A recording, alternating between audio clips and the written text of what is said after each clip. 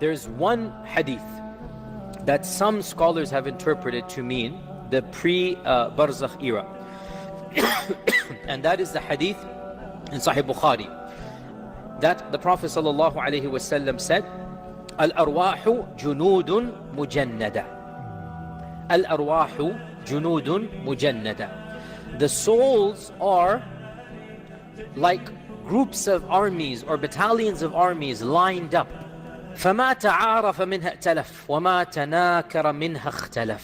Rawahu al-Bukhari. So the souls that know one another, ta'aruf, even ulu ta'aruf, مَا تَعَارَفَ مِنْهَا. The souls that know one another, the souls that have ma'rifah with one another, ائتلف, they become friends. وَمَا تَنَاكَرَ مِنْ.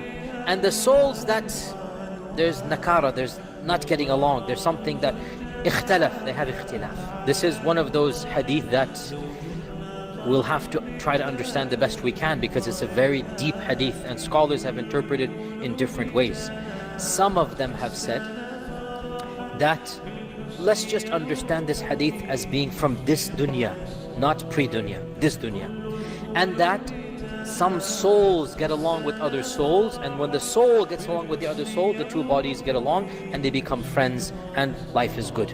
And some souls don't get along with other souls, and when that happens, they're not friends, they're enemies. And that's a valid interpretation. Okay?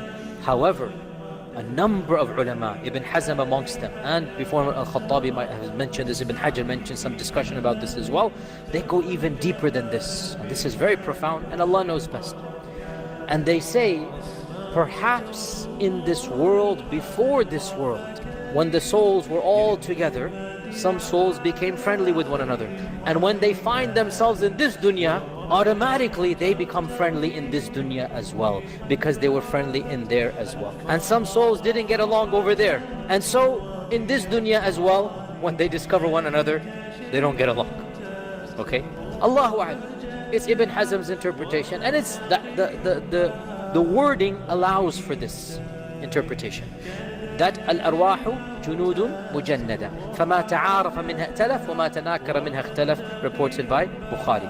And Allah knows best, this seems to be the understanding of some of the Sahaba, because there is a version of this hadith in Musnad Abu Ya'la that Aisha radiallahu anha, it was reported in her time, from after the death of the Prophet sallallahu alaihi wasallam, that there was a lady from Mecca who was known to be, like we would call her, like a joker, you know, always cracking jokes, a practical prankster, something like this, right? She was known for this, always cracking jokes and being, you know, that type of person.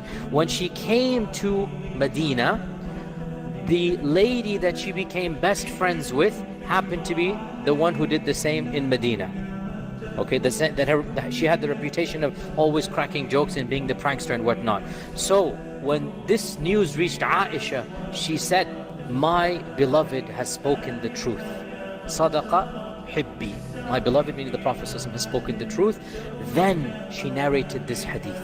So the context was what? These two people did not know one another, but as soon as they met, they became best of friends. How did this happen? Their souls had a connection before their bodies met, and therefore when they met for the first time, they became close friends. And subhanAllah, I have to say, wallahi, it's so amazing that sometimes you meet a person for the first time, and within a 10, 15, 20 minute conversation, you know, oh, this person I will get along with very well. He's going to be good brother. Or sister meets sister, oh, this is a sister, I can be her confidant, I can be a good friend to her.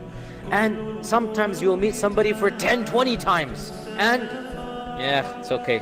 Assalamu alaikum assalam, good enough. How do you know instantaneously? This hadith tells us there's something that is beyond, and that is something that the souls go back to.